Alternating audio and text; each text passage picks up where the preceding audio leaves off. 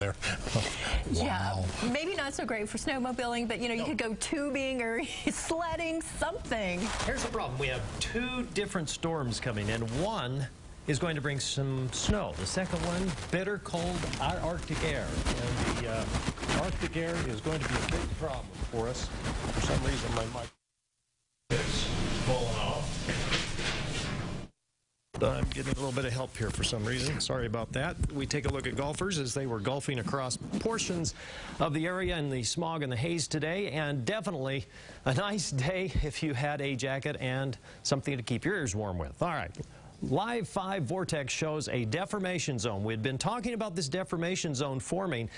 There's the potential for some snow here. I'm thinking an inch or less in most cases, 1 to 2 on the benches, maybe a little bit more as it sinks south, but the best chance is going to be across southwest Utah. As temperatures range from the low 30s to the mid 30s, that means anything that falls is going to accumulate and stick on the roads. Now, I have to show you these pictures.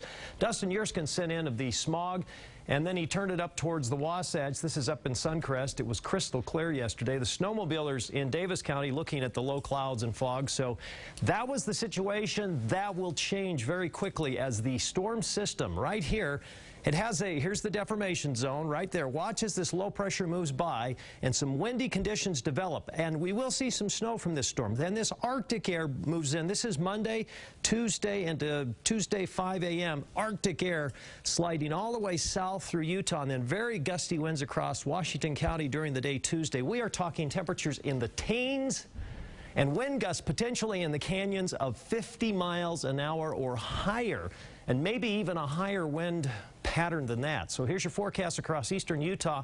We will see some snow and some rain in the lower elevations as this low pressure pushes across the region. Notice the temperatures in the 20s in the basin, so a little bit of snow accumulation here. Everything that falls sticks. Otherwise, most areas except for the mountain passes will see some snow and rain, and then some snow heavy at times across the southwest mountains.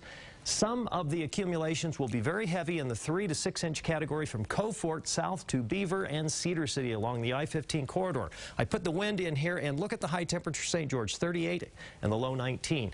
Very windy conditions there as well, and a chance for a little storm towards the end of the week. So here's the Wasatch Front.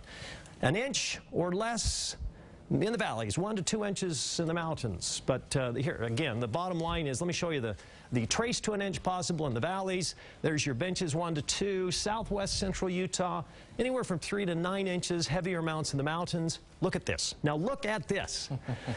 Not a lot of snow, but by Tuesday, windy and 18 for a high, 15 for a low. And did you see Wednesday morning? Minus 3. Coldest morning since January 22nd of 2008. That's 3 years. Yo. Thanks, okay. Dan. Hope the Jazz aren't as cold as our temperatures. Yeah. That's what we're hoping. That's why they left town, went to California. Exactly. They made the right move, but they went without some important